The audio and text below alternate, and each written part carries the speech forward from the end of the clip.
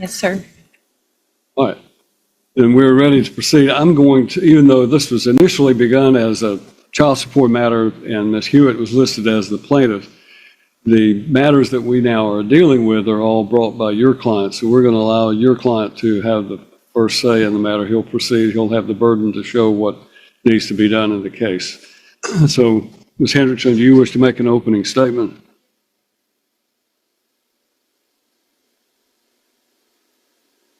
All right. The case that's going to be heard will require testimony, and as a result, if you are going to be a witness for either side in this case, you must go outside of the courtroom and remain outside of the courtroom until you're called to testify.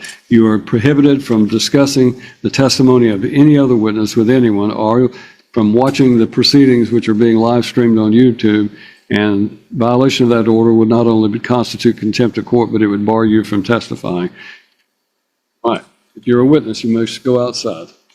All right, guys, this case starts off looking simple, but trust me, it escalates fast. What begins as a routine child support matter suddenly turns into a full-blown custody battle. The judge wastes no time setting the tone, making it crystal clear that things have shifted. Even though the mother was originally listed as the plaintiff, every issue now on the table is being pushed by the father. And that right there changes everything. The burden of proof? It's now on him. The courtroom tightens, tension builds, and the judge lays down strict rules, especially for witnesses. Anyone planning to testify must leave immediately. No watching, no discussing, no exceptions. And here's the kicker. This hearing is being live-streamed on YouTube. One wrong move, one violation, and you're not just out. You're facing contempt of court. You have witnesses that need to go out?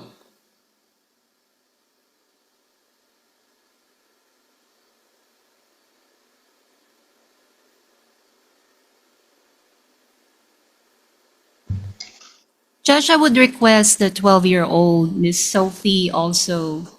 I'm not sure if she's going to be called to testify. Not testifying. That's All fine. So whoever's in this courtroom is not going to be prohibited, is not going to be allowed to testify unless they're a party at this point. So, Judge, just to clarify, the contempt actions that we filed previously, those have been dealt with. So the only thing that's before the court is basically the final hearing, the establishment of parenting plan. And so I'm hoping that it will not take very long today. And so just a brief procedural history, since this case has been going on since last year. As you've stated, Judge, back in March of 2024, my client has filed a petition for paternity in response to a child support action that was filed against him, where he was ordered to pay $800 per month. In May of 2024, he was confirmed as a biological father following a DNA testing. And then in July 8 of 2024, he filed a motion for a temporary parenting plan on the basis that Ms. Hewitt was not being cooperative with visitation time with him. And that was heard August 31st of 2024, where Your Honor ordered supervision at the mother's home. And I believe that this was largely based on the fact that the mother claimed that the child had medical issues, heart conditions, nonverbal autism, and things of that nature. And so you were not comfortable with father having unsupervised visitation at that point. And so father attempted to have visitation from August 31 all the way to November 19 when I was hired in this case. From August to November, father had difficulties with this supervised visitation, resulting in us filing for contempt actions and motion for Christmas visitation. That was heard November 19, and Your Honor did allow my client to have unsupervised visitation overnight. That was for the Christmas time, but kept the same visitation for my client. And that day also, the mother maintained all of her claims that the child had some rare condition. He was going to therapy throughout the week. Now things start getting serious. The father's attorney steps up and begins laying out the timeline, and it's not short. This case didn't just appear overnight. It's been dragging on since early 2024. Back in March, the father filed for paternity after being hit with an $800 monthly child support order. Then boom, DNA testing in May confirms he is the biological father. But instead of things getting easier, they spiral. By July, he's forced to file for a parenting plan because, according to him, the mother isn't cooperating at all. The court initially sides with caution, ordering supervised visitation due to claims that the child has serious medical issues. We're talking heart conditions, autism, therapy needs, the works. And because of those claims, the father is restricted. But something about this story doesn't sit right, and it's about to unravel. Father's attorney details the full case timeline: paternity filing, DNA confirmation, temporary parenting plan, supervised visitation, and repeated claims by the mother regarding the child's alleged medical conditions that restricted father's access. He was getting speech, OT, ADA, physical therapy. And so based on that, again, my client stayed in that same visitation. And so then we fast forward to January 29. At that time, I had subpoenaed all of the medical records and the TEIS, the Tennessee Early Intervention records, and the school records. And we had a hearing January 2029, resulting from our motion to appoint my client as a temporary parent, primary residential parent. At that point, we were so concerned of what we found. And in that hearing, Judge, you did found that Mrs. Hewitt had delayed access to certain services with TEIS for about a year: physical therapy, speech therapy, developmental therapy. There was an ophthalmology. All right, now here's where the cracks start to show. The father tries to follow every rule, supervised visits, limited access, everything, but runs into constant roadblocks. From August to November, visitation becomes a nightmare. That's when things escalate legally. Motions are filed, including contempt actions, and even a request for Christmas visitation. The court finally gives him a break, allowing temporary, unsupervised overnight visits during the holidays. But here's the twist. The mother doubles down on her claims. She continues insisting the child has rare medical conditions and requires constant therapy. Speech therapy, occupational therapy, physical therapy, you name it. But behind the scenes, the father's legal team starts digging deeper. And what they find, it's not lining up with what's being claimed in court. Not even close. Consult that was not done for months. Ashton had a cardiology appointment that was not done. Well, baby checkup, and that's in the order, Judge. And so at that point, Your Honor did not find that Ms. Hewitt was credible in her testimony, and you appointed my client as the temporary primary residential parent, and then awarded Ms. Hewitt a weekend visitation, and the child support was suspended at that time.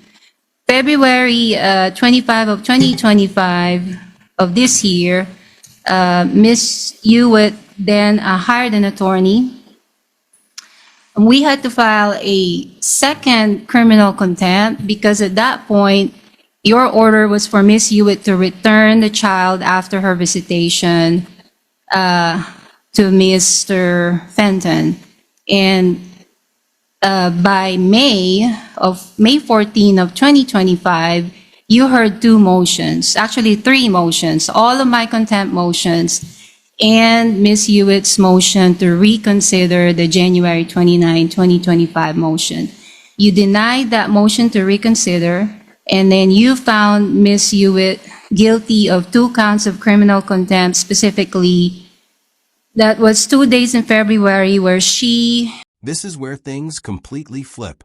By early 2025, the father's attorney subpoenas medical and school records, and what they uncover is shocking. The judge reviews everything and realizes something serious. Critical medical services were delayed by the mother. We're talking about missed therapy, skipped appointments, even essential checkups that never happened. Suddenly, the narrative changes. The credibility of the mother? Destroyed. The judge makes a bold move, appointing the father as the temporary primary residential parent. That's a massive shift in power. Child support? Suspended. Custody? Flipped. And now, the father is in control. But it doesn't end there. Because despite losing ground in court, the mother's behavior doesn't improve. Refused to return the child. And you had suspended the 20 days of incarceration at that point. And then you also, Judge, modified the pickup time from 4 p.m. And my client was supposed to pick up. So that way we prevent, further issues.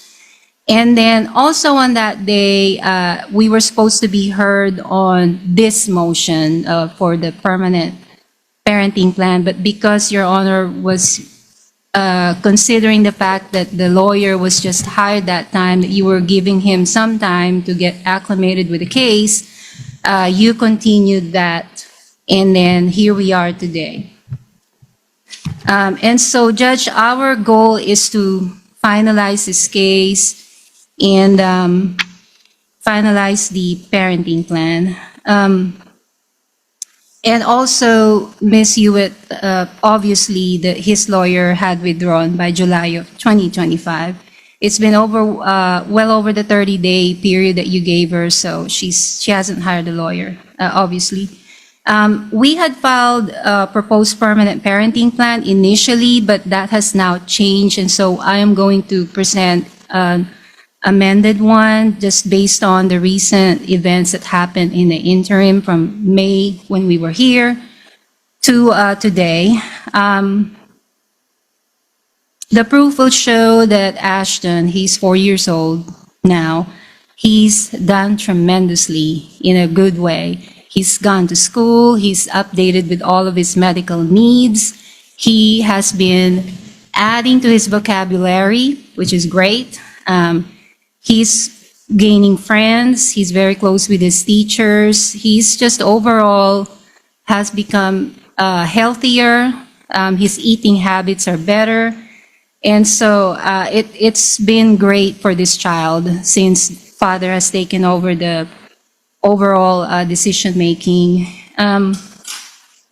In contrast, Judge, mother continues to engage in hostile communication with my client. She's making derogatory comments. So mother's visit started February 7 of 2025, every other weekend. So she would have had 15 weekends from that time. Out of the 15 weekends that she was awarded, she only exercised 5.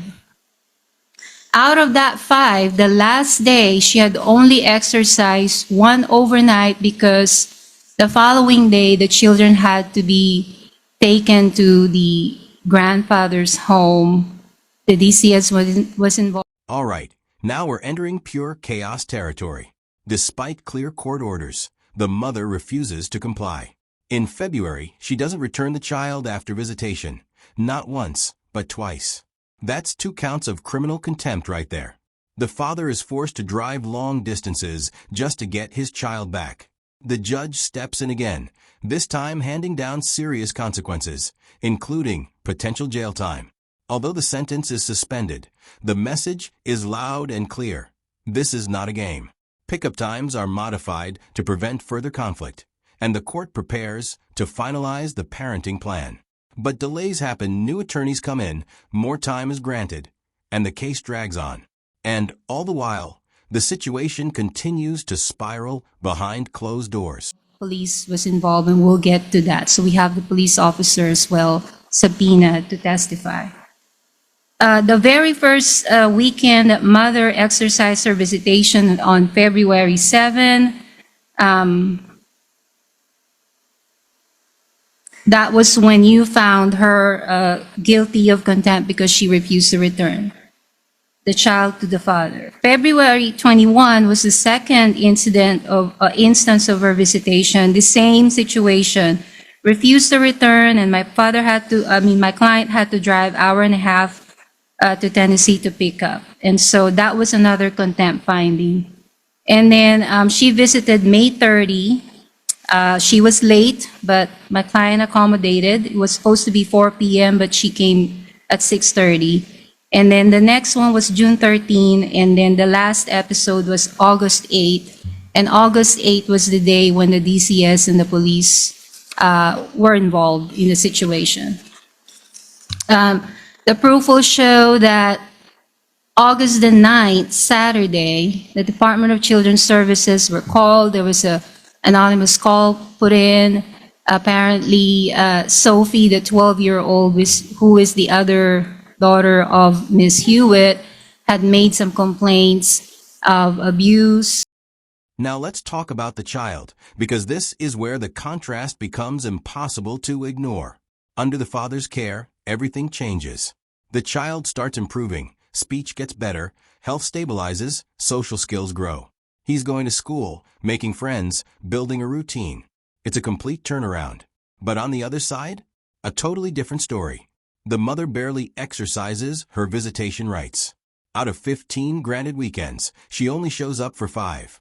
And even those visits come with problems, late arrivals, early endings, and constant disruption. At one point, authorities, including police and child services, get involved. That's how bad it gets. This isn't just a custody dispute anymore. This is about safety, stability, and who can actually provide a proper environment for this child. There was some Adderall situation there that will come out in the proof. The environment itself was, the house was unkept, and we will have photos to show of that. There was some environmental neglect allegations. And so it resulted in the children being taken to the grandpa's home. And then my client got a call from the police department, Dixon Police Department, asking him to pick up the child. And so my client had to drive again. He was on vacation at that time on a Saturday to pick up his child. So the visitation was cut short. All throughout, from February to today, mom has never checked on the child, never sends any message to dad what's going on with Ashton. Maybe she doesn't have a ride to pick up, but doesn't even initiate any video calls whatsoever. In contrast, my client has been cooperative, bending over backwards to accommodate Ms. Hewitt. And so, Judge, we do have a lot of concern. And the other thing is the diet that's being fed to Ashton. It's going to come out as well in the proof. And so I know that it is very drastic, but in our proposed permanent parenting plan, of course, we're asking that Mr. Fenton remains the PRP with exclusive decision-making. He's doing a great job. Our